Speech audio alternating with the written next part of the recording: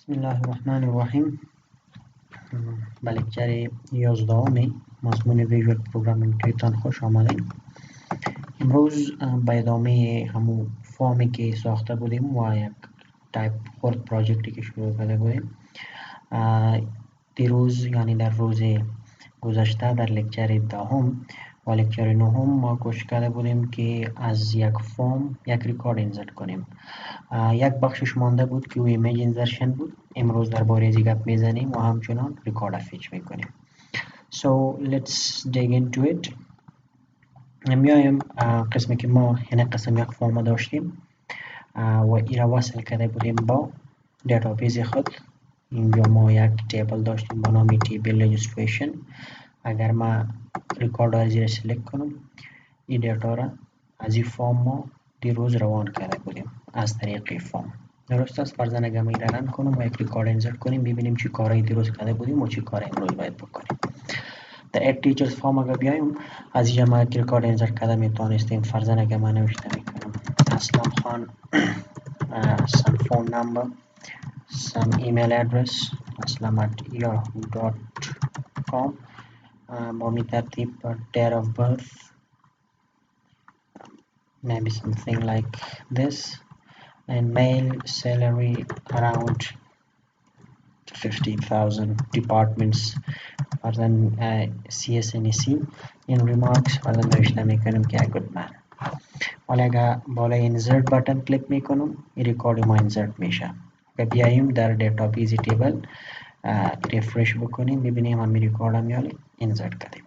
خب در اینجا ما از این فارم اگر بخوایم که عکس یعنی آدم انتخاب بکنیم، بالای براوز بटन کلیک کنیم، اینجا باید یک عکس بیاید و بعدا این عکس هم همراه از ریکارد اینسرت شه. امروز درباره ازی گپ میزنیم. So first of all، پیش از اینکه ما بیایم با عکس اینسرشن، درباره بعضی از کنترل ها گپ میزنیم. اگر یادتان باشه اینجا ما یک پیکچر باکس اینسرت کرده بودیم. This is a picture box. در یک پیکچر باکس که ما عکس میاریم، اول درباره ازی گپ میزنیم چطوری یک عکس ست میکنیم یا از یک عکس گت میکنیم. فرضاً اگر ما بگوییم که اینجا به دیفالت یک عکس باشه، معمولا شما یک پلیس هولدر میمونین یا یک عکس میمونین، مطلب در یک پیکچر باکس یک عکس چطور اد میشه. وقتی که شما یک پیکچر باکس سلکت میکنین، بالای دات کلیک میکنین، از شما میگین چوز ایمیج. از ما دو طریقه داریم، یکی که لوکال ریسورس یعنی لوکال سیستم پاث ما میتیم و دویمی که اوپن ریسورس فایل. وقتی که از اینجا ما یک فایل امپورت میکنم، اینجا در سولوشن اکسپلورر ما یک فولدر جور میشه با نام ریسورسز. عکس با دیفالت اونجا کپی میشه و از اونجا باز اینجا در پیکچر باکس ما لود میشه. اگر ما بخوایم از سیستم بگیریم، then we go to the local resources و ما بالای import کلیک میکنیم. بالای import که کلیک کردیم، اینجا ببینین از یه فرضاً ما یک عکس انتخاب میکنم. That's this one. اوکی، به این شکل. درست است. به این شکل ما در یک پیکچر باکس عکس لود کردن میتونیم. حالا اگر فرضاً اینجا شما ببینین مختلف سایز دایمنشنز داری. اگر باز ما اینجا کلیک میکنیم و در سایز مورد گپ میزنیم، نورمالی نظر به سایز عکس هر چقدر که پیکچر باکس ما هست، همون قدر صحیح عکس برای ما نشان میده. اگر فرضاً ما این اسکرچ میکنم، عکس نظر به پیکچر باکس ست میکنه، اسکرچ میکنه. با می ترتیب آتو سایز نظر به عکس ما پیکچر باکس خود ست میکنیم و یا سنتر ایمیج که عکس سنترلی الاین شوه، مطلب چیزی که در سنتر ایمیج میایه او را برای ما در پیکچر باکس نشان بده. و یا هم زوم، یعنی که هر قدر که پیکچر باکس ماست همون قدر عکس خود فیت بکنه. So this is the best one. از اینجا شما مختلف مود را انتخاب کرده میتونید. با این طریقه اگر شما در یک پیکچر باکس عکس ست میکنید، حالا ببینید اگر من پروژکت خود ران میکنم و میایم این فارم باز میکنم، اما عکسی که در پیکچر باکس ست کردیم اینجا برای ما میآید. درست است. خب این ما در به اصطلاح با استفاده از GUI سی شارپ اپلیکیشن که اینجا ما در دیولپمنت آمدیم یک سیش تغییر دادیم. اگر ما همه قسم یک سبانیم، هر کس در دیولپمنت فارم نمیاد که یک تغییر بده. و چی باید کنن؟ یک بٹنی داشته باشن که بالای دو بٹن کلیک کنه یک تغییر بخوره. فرضاً ما از اینجا یک بٹن میسازم. Tool box हम ओपन میکنم به خاطر که tool box ما کلوز شده است و از اینجا ما یک بटن میگیرم فقط به خاطر تست که برای شما نشان بدم، دیگه ضرور نیست که شما قسم کنید. فرضاً میگم که اینجا یک بتن است و نام از این بتن ما میمانم به اصطلاح set image به این شکل. درست است. حالا ما میگم وقتی که ما بالای از این بتن کلیک میکنم، این بتن چی ما را تغییر بده؟ در اینجا یک عکس ما را تغییر بده. چطور میتونیم؟ از طریق کد عکس یک پیکچر باکس تغییر بدیم یا با یک پیکچر باکس یک عکس اساین بکنیم. ما میایم در کلیک ایونت از این بتن و از اینجا ما میگم که میخوایم برای از این پیکچر باکس خود عکس ست کنم. نامی پیکچر باکس ما چی است؟ پیک باکس img. درست است. میایم امی پیکچر باکس رو کال میکنیم. فرضاً من نوشته میکنم که پیک باکس img دات چیش میخوایم ست بکنیم؟ ایمیجش. ایمیج مساوی میشه با میخوایم که ایمیج از یک فایل بگیرم. ما اینجا کلاسی داریم در سی شارپ با نام image dot. میخوایم ایمیج بگیرم از کجا؟ from file. اینجا ما میتونم که پاثی عکس بتم که میخوایم او عکس اینجا لود شود. فرضاً ما عکسی که دارم در کجاست؟ در سیستم ما در ای درایو، در فولدر images، در فولدر animals و از اینجا فرضاً میخوایم که یک عکس بیارم. فرضاً وقتی که بالای بتن کلیک میکنم میخوایم که این عکس بیاید babymonkey.jpg. خب من مکمل پاتی از این فولدر خود کاپی میکنم. از اینجا آمده وقتی که ما برای یک پیکچر باکس عکس اساین میکنیم توسط image.fromFile اینجا در داخلش پات عکس میدیم در داخل دبل کوت. خب مکمل پات است که میگیم در ای درایو، در داخلشی فولدر، در داخلشی فولدر، باز با نام animals فولدر و بعداً در داخل فولدر زیاد عکس هستند. عکسی که ما میخوایم بگیریم نامش فرضاً این عکس میخوایم بگیرم، این نامش ما کاپی میکنم و از اینجا آمده پیست میکنم به شکل. درست است. خب اگر شما اپلیکیشنتون رو به این شکل بیلد کنین اینجا شما را دیده میتونین. فرضاً اگر من کنترل شیفت بی میزنم تا که اپلیکیشن بیلد شود you will see errors. چرا؟ به خاطر از اینکه معمولا این یک ایرری است که اکثر محصلین هم سوال کرده بودن وقتی کانکشن استابلیش میکردن یک قسم ایرر را میدیدن. به خاطر که وقتی که ما در داخل string یک بکسلش استفاده میکنیم this is an escape sequence or a tab sequence. قسمی که شما در C++ خوانده بودین مختلف escape sequence ها را میشناسین. فرضاً بکسلش n به خاطر بریک لاین، بکسلش t به خاطر تاب سپیس، بکسلش b for something. این هم یک قسم اسکیپ سیکونس هستن. اینجا در سی شارپ هم ما قسم اسکیپ سیکونس ها داریم.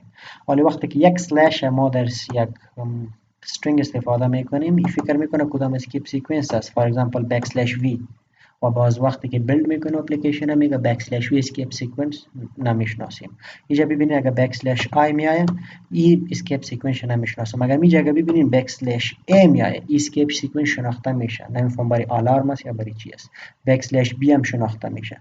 باز ای به شکل پات هندل نمیشه به خاطر که یک بکسلش کاری یک اسکیپ سیکونس میکنه. خب اگر بخوایم که از این ما خلاصی پیدا کنیم چی باید کنیم؟ ما دو راه حل داریم. یکی که اینجا از بجای یک بکسلش دو تا بکسلش استفاده کنیم به شکل. هر جایی که بکسلش است اونجا ما دو تا بکسلش نوشته میکنیم. درست شد؟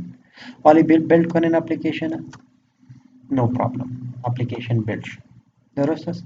و طریقه دومی است که اگر نمیخواین این کارو بکنین همون قسم یک بکسلش میخواین داشته باشین مگم بازم مشکلتان حل شوه. باز شما اینجا در شروع استرنگ خود یک سیمبل @ مانده میتونید. این @ سیمبل چی میکنه؟ کل اسکیپ سیکونس ها را اسکیپ میکنه. حالا اگر بیلد کنیم کنترل شیفت بی کنترل شیفت بی بازم اپلیکیشنتان بیلد میشه مشکل نداره. خب این گپی چی بود که چطور میتونیم پات ست کنیم؟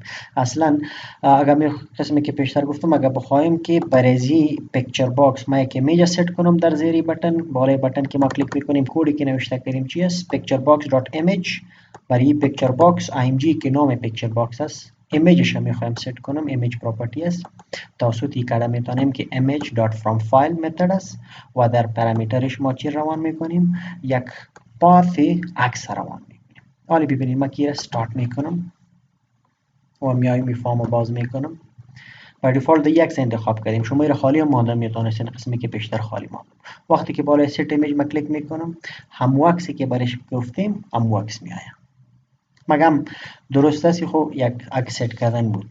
مگم وقتی که ما ریکارد اینسرت میکنیم، فرضاً اینجا من اینسرت میکنم که علی و یا خان و یا جان به شکل، با عکس که میایم بالای سیت ایمیج کلیک میکنم، هر بار هم یک عکس سیت نکنم، بلکه ما بتوانم که یک عکس انتخاب کنم، عکسی که انتخاب کردیم و عکس برای ما سیت کنم. For that I need a open file dialog. او را چطور استفاده میکنیم؟ فرضاً میگم وقتی که بالای براوز بتن ما کلیک میکنم، یک فایل دیالوگ باز شود که ما در داخل سیستم خود یک عکس انتخاب کنم و هر عکسی که انتخاب کردیم اینجا بیاریم. او را چطور کرده میتونیم؟ به این شکل که اگر ما بیایم و اینجا در دیزاین خود فایل دیالوگ ما از طریق کد هم جور کرده میتونیم و ما در تول باکس برای یک تول هم داریم. فرضاً اگر ما از تول باکس استفاده میکنم، اینجا اگر شما نوشته کنین open file dialog، این را شما درگ کنین و اینجا در یک جای دراپ کنین در فارمتون. اینجا ببینین اوپن فایل دیالوگ اینجا اد شد، در این فارم اد شد. آره فرضاً میایم برای یک نام میتون برای اوپن فایل دیالوگ، به خاطر که نامی زیاد کلان است، اینجا ما برش میگم که اوپن اف دی فور اوپن فایل دیالوگ. درست است؟ میگم این اوپن فایل دیالوگ چی وقت باز شود؟ وقتی که ما بالای زی براوز بتن کلیک میکنیم. So what I can do که در براوز بتن میایم و اینجا نوشته میکنم که نامی که با اوپن فایل دیالوگ داده بودیم اوپن اف دی بود دات شو دیالوگ. That's it. حالا ببینیم من رن میکنم و میایم پروژکت خود استارت میکنم. وقتی که بالای براوز بتن کلیک میکنم، یک قسم یک دیالوگ باکس برای من باز میشه و از اینجا ما میتونم که مختلف فایل ها را چی کنم؟ اوپن کنم و یا سلکت کنم. چون گفتیم فایل دیالوگ است، مختلف فایل های اوپن میشن، هر نوع فایل که بود you can open it.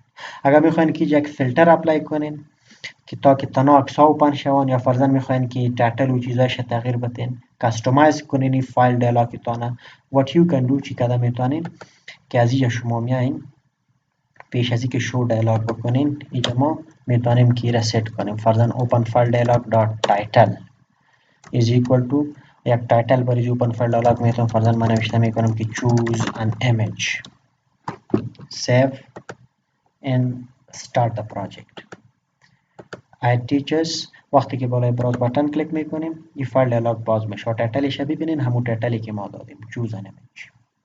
خب اگر بخوایم که فیلتر اپلای کنیم، معمولا شما دیدین در فایل دیالوگ ها با این فایل دیالوگ ما به خاطر انتخاب کردن یک کار داریم، باز دیگه فایل ها باید برای ما نشان نتن و یا دیگر یک کس سلکت کردن نتانه او را گرفتن نتانه.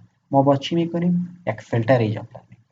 برای ما چی کردن میتونیم که ما بیایم و اینجا بگوییم که اوپن فایل دیالوگ که نامی همین فایل دیالوگ ماست دات فیلترش میخوایم ست کنیم. این پراپرتی را ما اینجا توسط یک string فیلتر ست کرده میتونیم. خب معمولا شما فیلترها را آنلاین دیده میتونین. سرچ د فرمت فیلتر از جا سرچ کنین ببینین که چطور شما میتونین که فیلتر برای اوپن فایل دیالوگ ست کنین. خب فرمتش قسم است که وقتی که فرضاً میخوایم که یک تایپ ما اد کنیم، ما پایپ هم اندازیم، بعداً static dot extension هم اندازیم jpg. درست است؟ jpg به این شکل. اگر تنها یک میخوایم همین قدر کفایت میکنه، پایپ بسته میکنیم. درست است؟ فرضاً اگر let me try test it که واقعا کار میکنه نمیکنه، let me just start it. میایم add teachers و بالای براوز بتن کلیک میکنم. okay we have some issues چون try catch block نگرفتیم، از بجای که مشکل برای ما وجود بگوید دایرکتلی بریک شد. خب ما از اینجایی اپلیکیشن رو استاپ میکنم، بعدا این پایپ پاس میکنم. درست است؟ let me start it now. add teacher browse.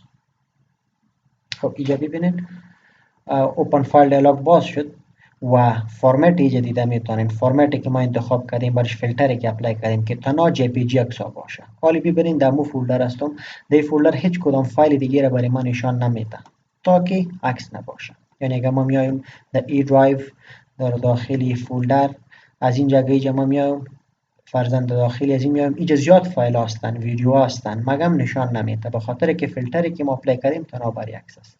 مگم ما در یک فولدر میریم جایی که جی پی جی فایل ها باشن او را برای ما نشان میده یا کلشان جی پی جی هستن. خب برای عکس هم تنها جی پی جی فایل ها را اگر فرضاً پی ان جی فایل بود یا دیگه فایل فرمت بود که عکس باشه او را برای ما نشان نده. اگر بخوایم که او را هم اد کنیم باز ما فیلتر اکستند کردن میتونیم. فرضاً دوم فرمت که اد میکنم بعداً پایپ هم اندازم باز نوشته میکنم که static dot static means any name نام فایل هر چیز که باشه منتها بعد از او dot اکستنشنش png باشه png فایل را اد میکنم. یک فیلتر دیگه هم فرضاً اکثرا شما دیدین که برای all files می باشه static dot static برای کل فایل ها که بخوایم کل فایل ها را اد کرده بتونم. حالا ببینید را من start میکنم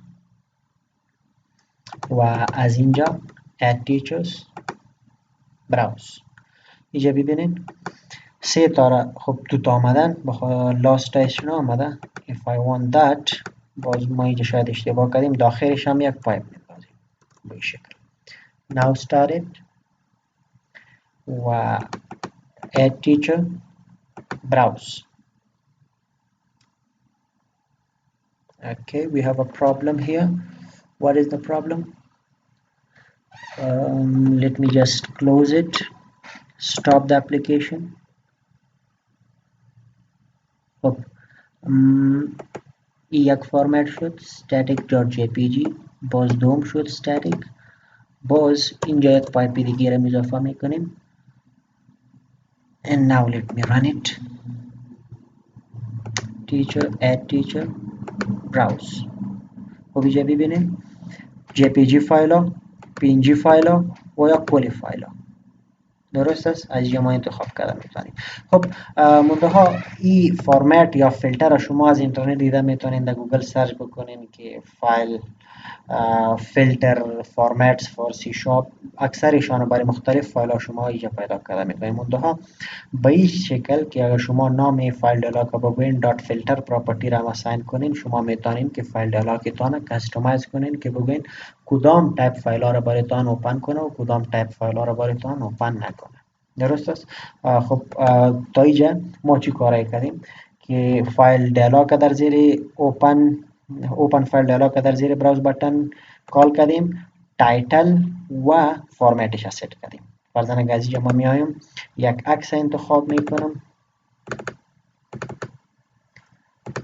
like this one هر عکسی که انتخاب کردیم میگم کیو عکس باید دی پیکچر باکس برای ما بیایه و سلکت شود. این را چطور کرده میتونیم؟ خب قسمی که ما دیدیم وقتی که به یک پیکچر باکس عکس ما سیت میکنیم چی میکنیم؟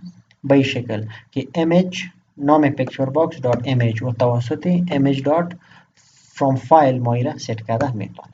تنها چیزی که فرق میکنه و چی است که این پات است که اینجا ما فیکس دادیم و اینجا این فایل دیالوگ وقتی که ما اوکی میکنیم این فایل نیم برای ما از امو فایل دیالوگ میگیره و برای ما ریترن میکنه. ما میتونیم که از با جایزی ریزلت ازی را بگیریم. چه قسم؟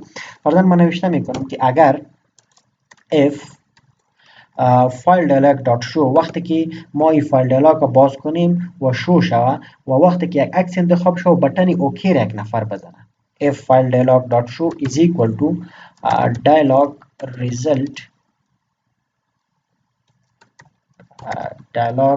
result dot okay وقتی که بالا یو فایل دیالوگ یک نفر بٹن اوکی را میزنه چی باید شوه؟ مطلب او فایل دیالوگ سابمیت میشه و یک عکس انتخاب میشه. ما میخوایم که عکس خود در پیکچر باکس ست کنیم پیکچر باکس dot image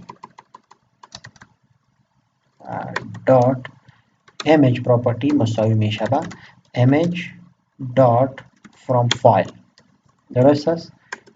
image from file همون فانکشن است. منتها اینجا پاتش ما از کجا میگیریم؟ از همین اوپن فایل دیالوگ میگیریم. چطور که ما نوشته میکنیم نام فایل دیالوگ خود دات چی رو میخوایم بگیریم؟ فایل نیم رو میخوایم بگیریم like this. حالا ببینید میره اوکی open file dialog dot file name مشکل در کجاست؟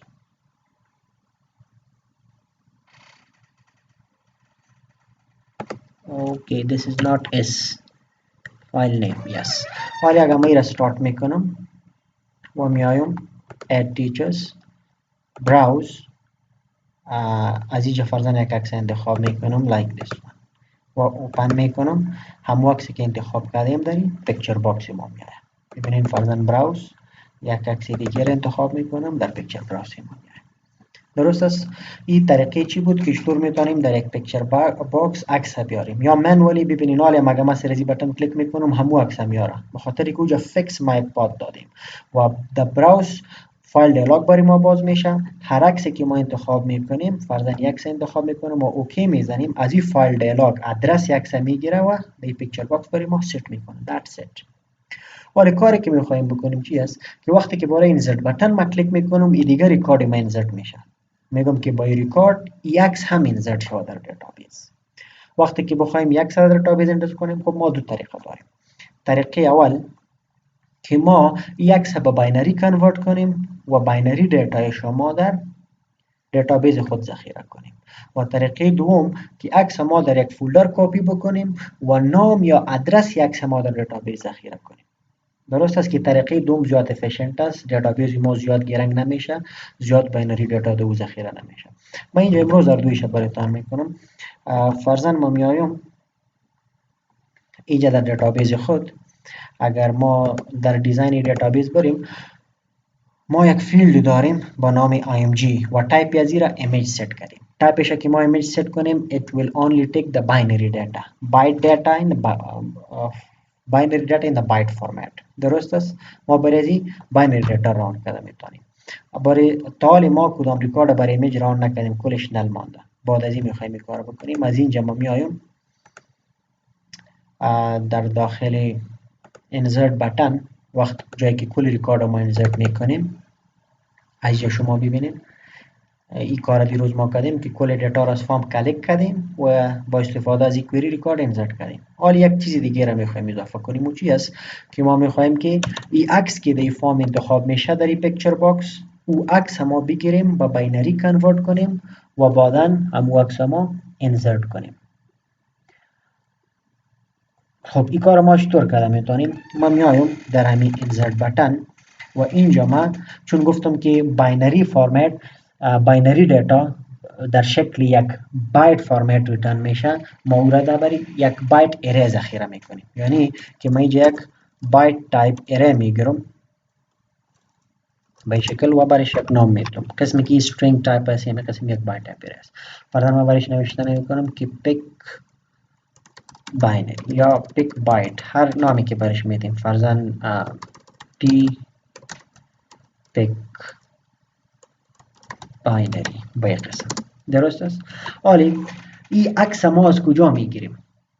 عکس ما از اوپن دیالوگ میگیریم قسمی که پیشتر ما گرفتیم. وقتی بالای براوز بटन کلیک میکنیم برای اوپن دیالوگ باکس ما نامی که دادیم از این ما عکس میگیریم. So what we can do is که ما بگویم که open file dialog dot file name این چی میکنه؟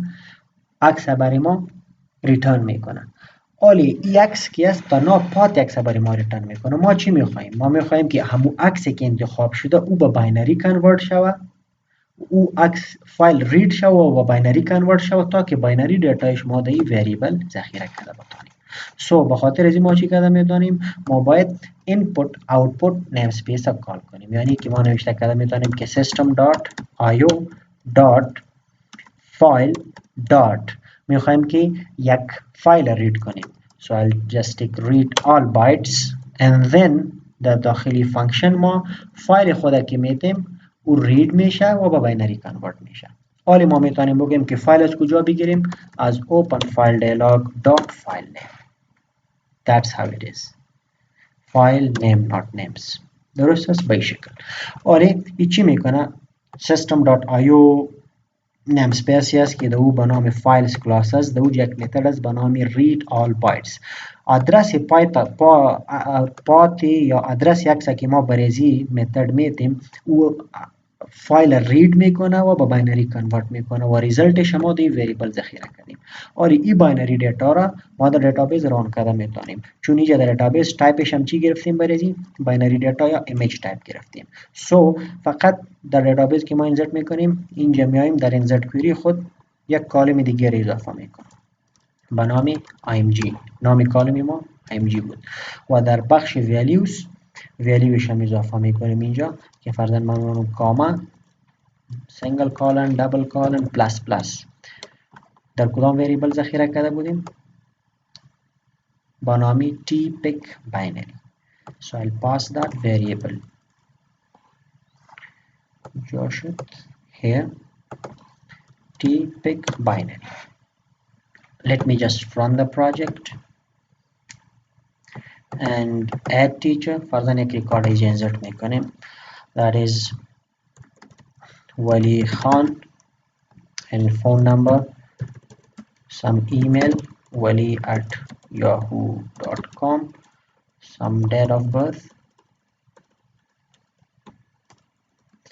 male, salary, CS, and Farzan remarks, that is new teacher, and browse. عکس انتخاب میکنیم از اینجا. Let me choose this one.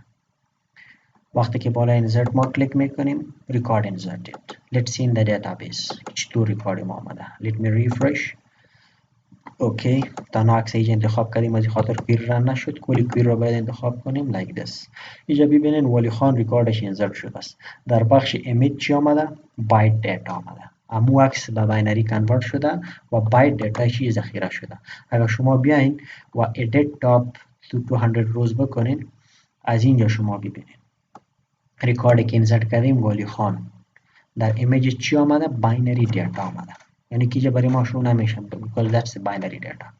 و این وقتی که باز ما نشان میدیم پس آنتر میبینیم قسمی که اینجا ما در کود خود عکس کنورت کردیم توسط چی؟ read all bytes و پات برای دادیم با همین قسم ما متر داریم که پسی باینری دیتا را به عکس مبدل میکنیم و شو میکنیم. So this is one way. یک طریقش است و قسمی که گفتیم not an efficient or a good way, خوب طریقه هم نیست. چرا؟ به خاطر از اینکه ما عکس و باینری کنورت میکنیم و بایت دیتاش در دیتابیس ذخیره میکنیم. اگر زیاد عکس باشه یا اگر سایز یک زیاد باشه دیتابیس ما زیاد هیوی میشه. and we most often do not do this. خب چی باید بکنیم؟ ما میتونیم که عکس در یک فولدر مشخص روان بکنیم و پاتش اینجا در دیتابیس ذخیره بکنیم, یا پاتش یا نامش, هر قسم که ضرورتی ما. به خاطر از اون ما میایم در دیزاین ایزی دیتابیس و اینجا یک کالم دیگه را جور میکنم که در اونجا نامش اینجا ذخیره شه. و فرضاً من اینجا نوشته میکنم که img name و تایپ یزیرم چون نام می باشه ورچار میگیرم, ورچار around 100 characters سیو میکنیم. میره درست است. آره میایم پس به فارم خود. آره میگم که وقتی که من انزرت میکنم این عکسی که انتخاب کردیم در یک فولدر مشخص بره و نامش در دیتابیس بره. So I'll click on insert button در داخلش اینجا. خب ما میتونیم که را کامنت بکنیم که طریقه را اگر نمیخوایم بکنیم و یا میگم که با اوش طریقم شو و این طریقم شو از این خاطری را همین قسم میمانم با این دست نمیزنیم.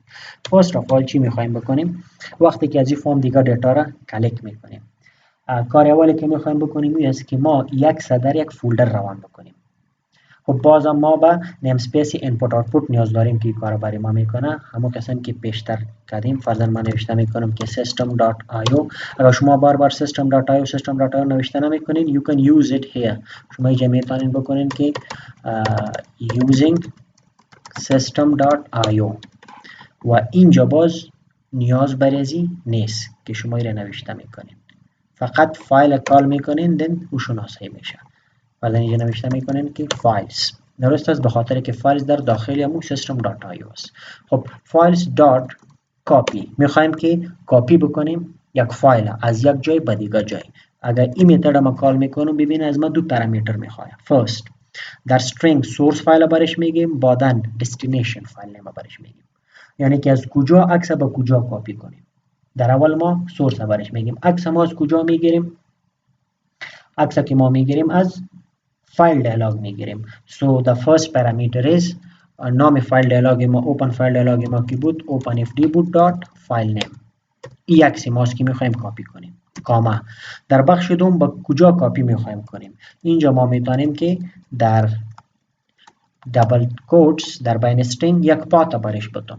فرضاً ما میگم که در ای درایو در داخل از او در نیو فولدر به این شکل و در داخل از او فرضاً با کدام نام با ذخیره شد. ما فرضاً برش میگم که img1.jpg یک قسم ما برش میدیم. ولی معمولا در هر کامپیوتر امکان داره که نباشه. شما اگه اپلیکیشن در کامپیوتر دیگه میبرین اوجا ای درایو و نیو فولدر و یک چیزا نشاید باشن و یا نمیخوایم که در یک قسم یک جنرال پلیس ما این عکسای خود ذخیره کنیم. ما میخوایم که هر جایی که اپلیکیشنی ما اینستال است یا اپلیکیشنی که ما ست اپ میکنیم و یک جا اینستال میکنیم اونجا برای خود یک فولدر جور میکنه. درست است. ما میگیم که در امو فولدر خودی ذخیره کنه در یک جای. باز ما چی کده میتونیم اینجا از باجای یک قسم یک فیکس پاث ما میتونیم بگوییم که هر جایی که اپلیکیشنی ما است در is application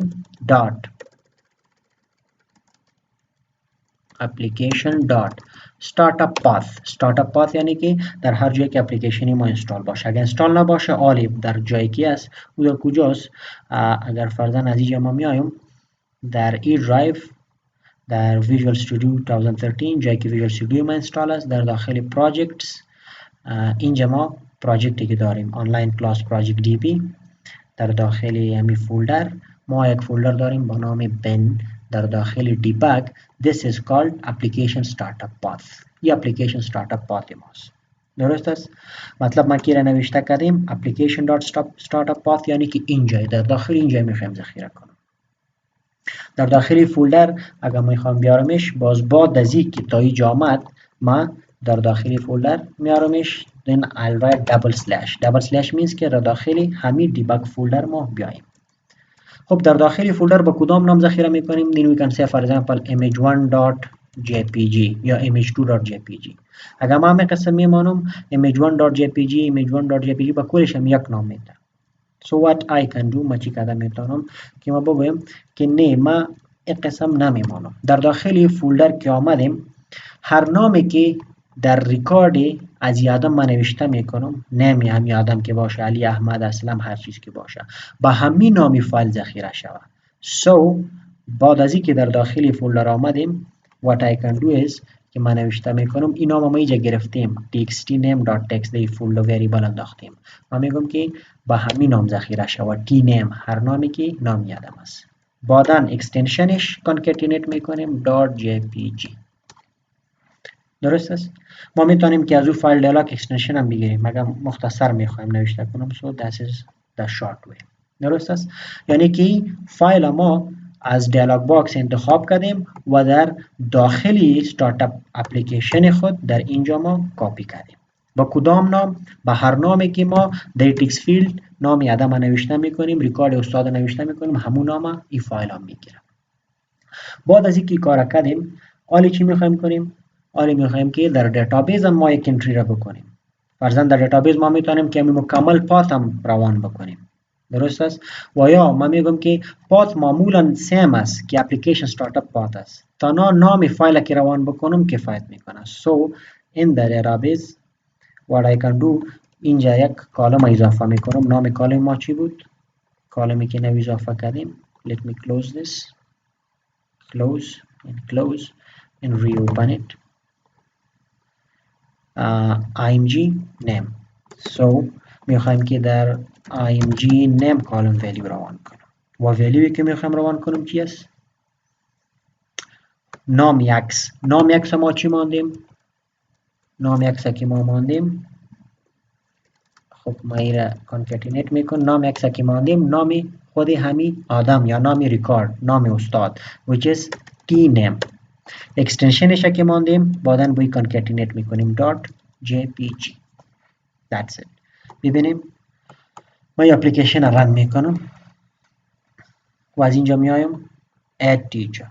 درست است. بالای براوز بटन کلیک. خب پیش از اینکه در براوز کلیک کنم یک مکمل ریکارد انسرت میکنیم. فرضاً برای از این ما یک نام میتونم that is Jafar, some phone number, email which is jafar@yahoo.com and some date of birth, male, salary, department, فرضاً again man و از اینجا براوز میکنم یک عکس. That is this one. درست است. ببینید در وقتی که من انتخاب میکنم نام یک چی است، بیبی مانکی، و اینجا من بالای insert کلیک میکنم، record inserted. حالا میایم به دیتابیس خود. از اینجا اگر من ریفرش کنم ببینید جعفر اد کردیم، هم در کالم پیشتر باینری دیتا ذخیره کردیم و در کالم بعدی نامی فایل ذخیره کردیم. با چی نام ذخیره شده؟ jafar.jpg. به خاطر که ما برای فایل نام چی مانده بودیم؟ نامی ایمی آدم jafar.jpg. و این در کجاست؟ در اپلیکیشن استارتاپ فولدر. اگر ما بیایم در اپلیکیشن استارتاپ خود، اینجا در فولدر دیباگ ببینید او عکس اینجا کاپی شده به همین نام jafar.jpg. اگر ما یک پایل دیگه میتیم، فرضاً میگم که اینجا یک فولدر باشه با نام images و در داخل از این ذخیره شود. So what I can do، ما از اینجا میایم در اپلیکیشن خود و وقتی که ما کاپی میکنیم یک عکس here، ما برش گفتیم که در اپلیکیشن استارتاپ فولدر بره. در داخل از او ما برش میگم که یک فولدر است با نام images. در داخل از او با همین نام .jpg اکستنشن برای ما سیو کنم. حالا ببینیم insert record. خب فرضاً من نوشته میکنم که انور، شماره تلفن، ایمیلم anwar@yahoo.com, some date of birth, mail and some salary, department and no remarks, nothing, browse. فرضاً اینجا یک عکس انتخاب میکنم. That is this one. درست است؟ insert record inserted. حالا ببینیم یک در کجا آمد؟ در داخل images فولدر با نام anwar.jpg. و اگر بریم در دیتابیس ریفرش کنیم، اینجا نام یکس آمده است. جای شما already میفهمیم که عکس‌های ما در اپلیکیشن استارتاپ فولدر در داخل images، او را هر وقت ما به این کانکتین کردن. اگر شما میخواین شما مکمل پات ذخیره کنید و این هم طریقه بایت کود تان یا باینری تان which is not recommended. خوب طریقه نیست. خب برای این ویدیو همه قدر کفایت میکنه، دیگر در ویدیو بعدی ادامه